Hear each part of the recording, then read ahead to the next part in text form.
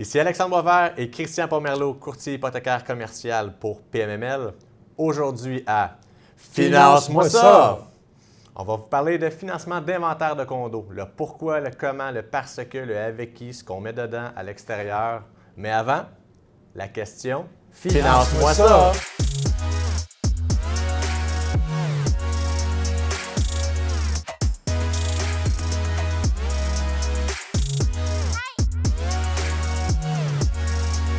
Aujourd'hui, à la question Finance-moi ça. On sait qu'en multilogement sur SCHL, pour les petits immeubles de 5 et 6 unités, ce n'est pas exigé d'avoir un rapport environnemental phase 1 et autres. Cependant, est-ce que le prêteur peut exiger d'avoir un rapport environnemental pour ces petites unités? On y revient à la fin. Good.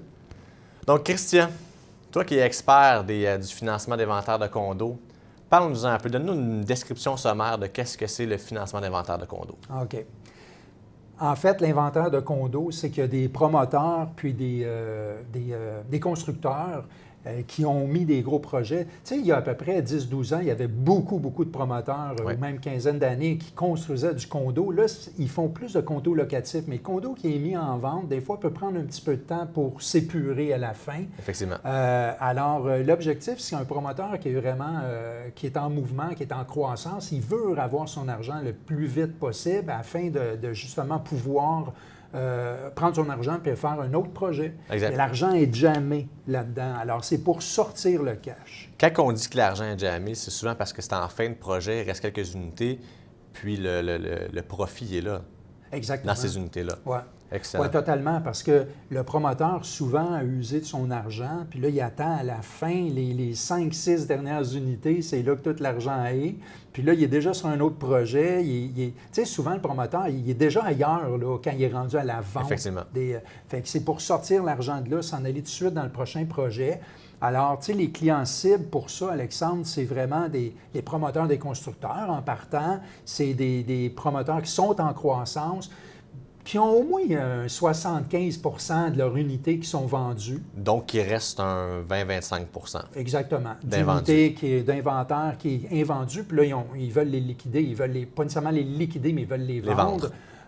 Puis il faut qu'il y ait quand même des perspectives raisonnables de vente de ces condos-là aussi, là, dans le temps. Là. Donc, il faut qu'il y ait un certain échéancier pour dire on prévoit vendre dans un X nombre de semaines, de mois. Absolument. Excellent.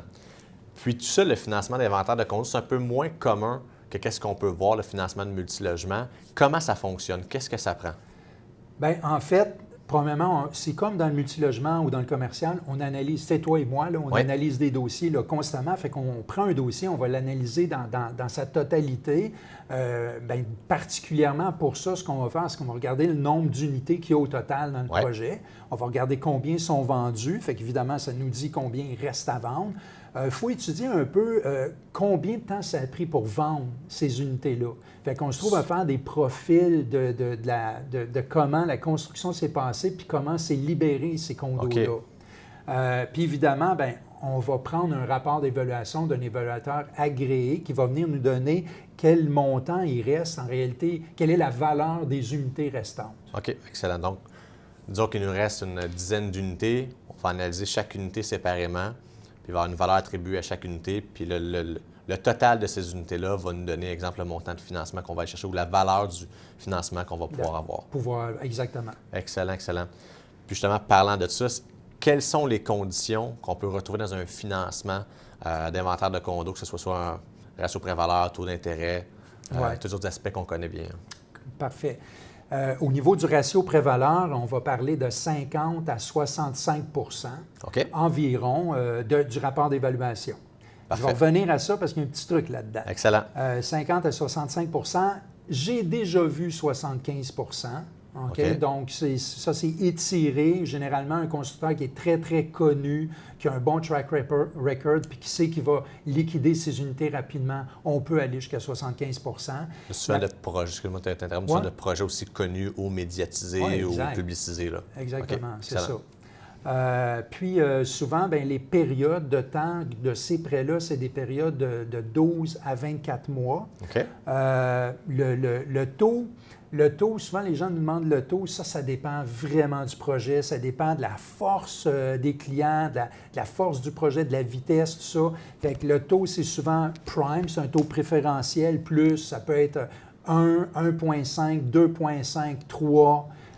Mais ça reste très raisonnable pour pouvoir sortir l'argent puis partir sur un autre projet parce qu'il y a aussi le coût d'opportunité qu'il faut calculer là-dedans. Puis c'est des prêts qui sont à intérêt seulement.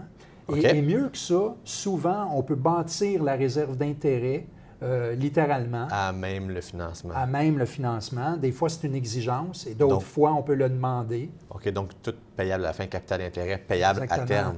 Exactement. C'est super intéressant. Puis, là, on vient de parler du financement. Qu'est-ce que ça prend, comment ça fonctionne. Mais par la suite, comment ça fonctionne pour repayer ce prêt-là? Donc, on va avoir des unités qui vont se vendre au fur et à mesure. Ouais. Donc, ce ne sera pas, disons qu'on a un prêt de 10 millions, ce ne sera pas 10 millions d'un coup. Comment ça fonctionne pour repayer cela? Pour repayer, oui. C'est assez important parce que nous autres, notre émission, c'est finance-moi ça. Puis là, maintenant, on est rendu à repaye-moi ça. Repaye-moi ça. Fait que, en fait, l'idée, c'est que, on va prendre ton exemple de tantôt. Mettons que tu as 10 unités qui restent sur 40. Excellent. Puis qui ont une bonne perspective de vente. On va financer généralement 50 à 65 % comme on a dit. Et à chaque fois qu'un condo est vendu, les profits de ce condo-là vont aller repayer la banque, donc le prêteur.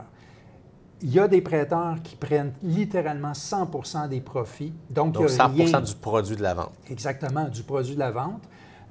Certains prêteurs vont faire 100 % des produits de la vente, moins les frais qui sont liés à la transaction, les frais de vente. Mais reste que c'est comme le promoteur ne voit pas vraiment beaucoup d'argent ou pas du tout. Je comprends. Certains promoteurs peuvent aller jusqu'à, mettons, peuvent se payer 90 % puis laisser... pas promoteurs, excuse-moi, certains créanciers laisser 10 % sur la table, mais ils sont assez rares, surtout ces temps-ci. Mais ça s'est déjà vu. Là. J'ai déjà eu un dossier il y a 3 ans qui a fonctionné exactement comme ça. Excellent. Un gros dossier d'ailleurs. C'est pas mal ça. Donc si je comprends, c'est un peu des mains levées, si on veut, qu'on donne sur chacune des unités au fur et à mesure que ça se repaye. Totalement. Excellent. Ouais. Excellent. Puis on avait parlé tantôt, tu as dit qu'on allait revenir pour le rapport d'évaluation. Quelle particularité peut avoir dans un rapport d'évaluation auquel il faut faire attention? Oui, absolument. En fait, un rapport d'évaluation, ça arrive des fois que les promoteurs veulent pousser la gomme et aller chercher le plus gros financement possible. Fait qu'ils vont essayer de faire surévaluer leur immeuble ou les faire évaluer, mettons, dans la fourchette supérieure pour chacune des unités. Le défi avec ça, c'est que, évidemment, le prêteur va prêter un peu plus s'il croit au rapport d'évaluation. Mais quand tu arrives pour te faire repayer, le défi, c'est que il se peut qu'en fin de vente, tu veuilles peut-être, en fin de phase, là, tu veuilles peut-être liquider un condo ou deux à la fin pour vraiment te débarrasser puis finir ton projet puis quitter. Ce qu'on voit régulièrement. Exact. Mais là, il peut y avoir un défi. C'est que si tu vends en bas de ton rapport d'évaluation, là, ça se peut que pour avoir ta main levée, tu doives rajouter de l'argent à la transaction.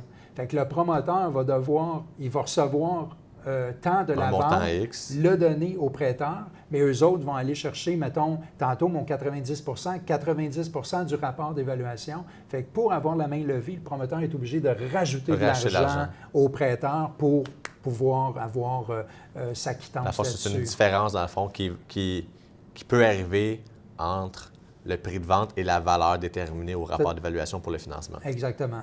Excellent. Puis, le point là-dedans qui est important, c'est que on veut aller chercher du refinancement sur les condos invendus, mais en même temps, on veut le faire de façon structurée et de façon logique. Ça ne sert à rien de prendre un défi ou un problème qu'on a aujourd'hui puis repousser le problème dans le futur. Fait qu'un bon rapport d'évaluation bien fait, pas trop exagéré puis pas trop bas, c'est parfait. Là. Quelque chose de réaliste vraiment pour aller chercher de l'argent de façon responsable, si on veut. La bonne valeur, exact. Excellent.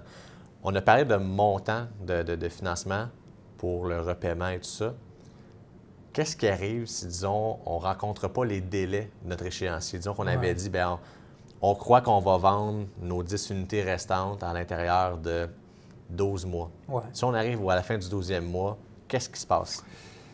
Très bonne question. En fait, dans un de mes dossiers, c'est carrément arrivé. Alors, eux bénéficiaient d'un bon prêteur qui a aussi permettait l'extension. Okay. On a réussi à avoir une extension, puis même une deuxième extension plus petite avant le repaiement. Mais la règle, c'est qu'on peut avoir une prolongation.